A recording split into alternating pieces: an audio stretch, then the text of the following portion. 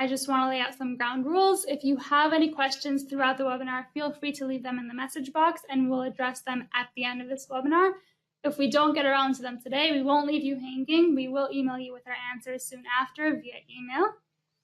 Now, this webinar will help you in deciding how to evaluate different technologies and vendors for your marketing ecosystem in 2021. The webinar will be hosted by Ronnie Vexelman, our Director of Product Marketing, and myself, Gabriella Astor, Product Marketing Manager. Hi, everyone. Thanks for joining us.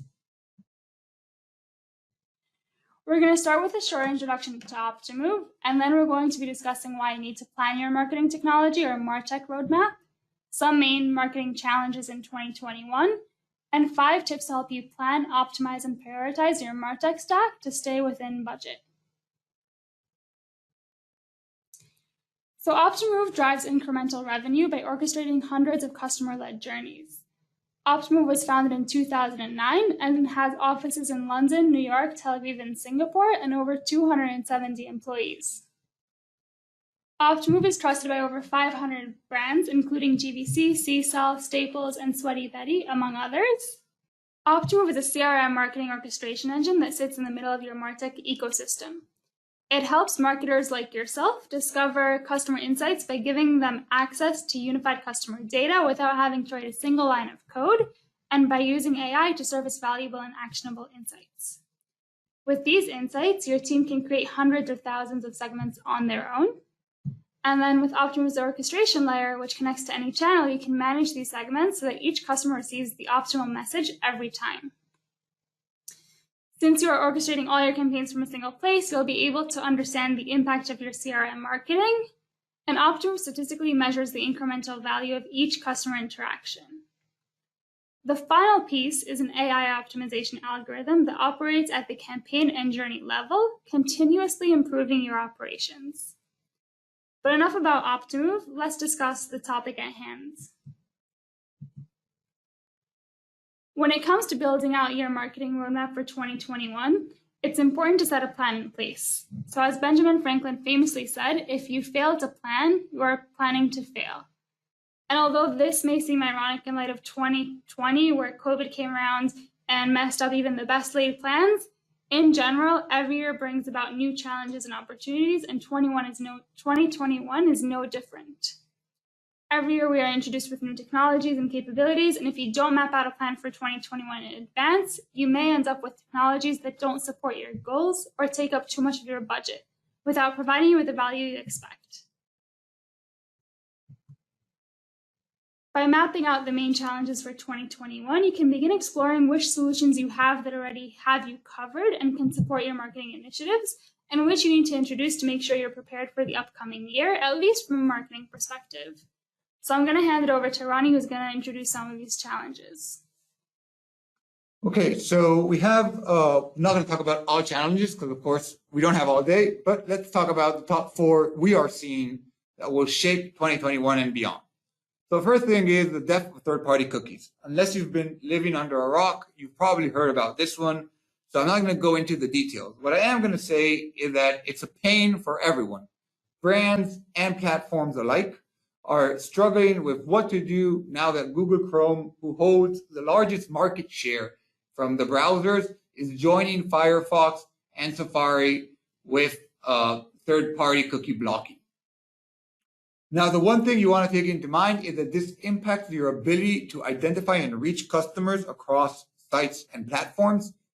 This means that you should be looking into what are you doing or how can you prevent this from affecting your marketing efforts? What places does that impact? What different spots of your customer journey does that touch?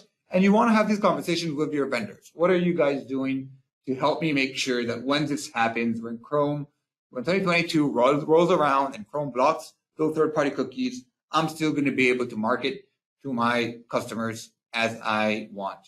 So that's the first challenge.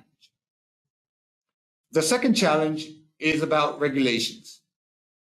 Now, we're familiar with GDPR, and that was a pain back in the day.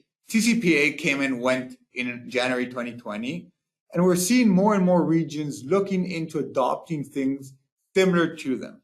There might be slight variations here and there, but there are more and more places and more countries and regional governments that are looking into how to better protect the data privacy of consumers across the board.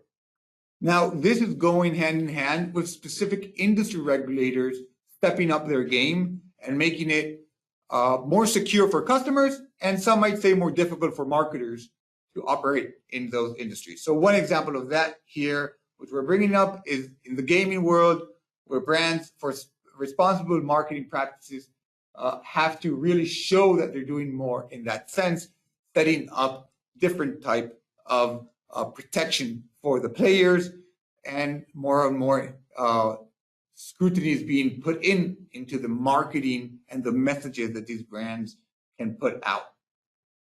Now, the third challenge is the shift to online. And this has been something that's been going on for a while now, but COVID just hyper accelerated this. And again, it's not something new. You've probably lived it and felt it more than I have, and you're more familiar with this, but you understand that this change is here to stay, and you have to react accordingly. So not only are customers moving online, but they're also expecting to have better experiences as they move online.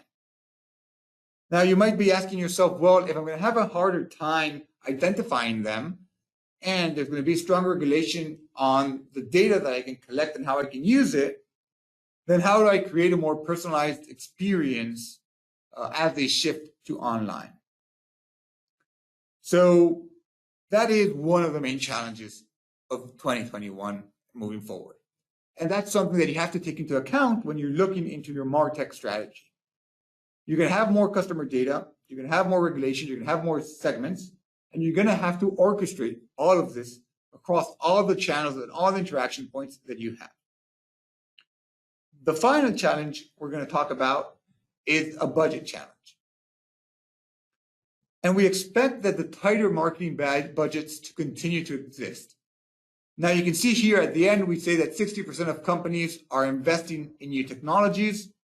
And actually, Gartner just released a survey of the results of their CMO survey, where Martech is still 26% of marketing budgets. And that's the highest by a long shot. So even if budgets are being constrained, Martech budgets are growing, and you have to figure out how you're going to manage all of this to make sure that your investments are bringing back the best or the most bang for their buck. So let's start by looking at ways that you can evaluate what you currently have. Before you want to jump into a new solution, you obviously want to evaluate what you currently have. Now, there's not one golden rule on how to evaluate your marketing technology ecosystem, but there's in general 3 different ways you can analyze the solutions you've got. By the way, we at Optimove did this process a few months ago, so I can kind of like tell you which one we chose at the end of this. The first one is function.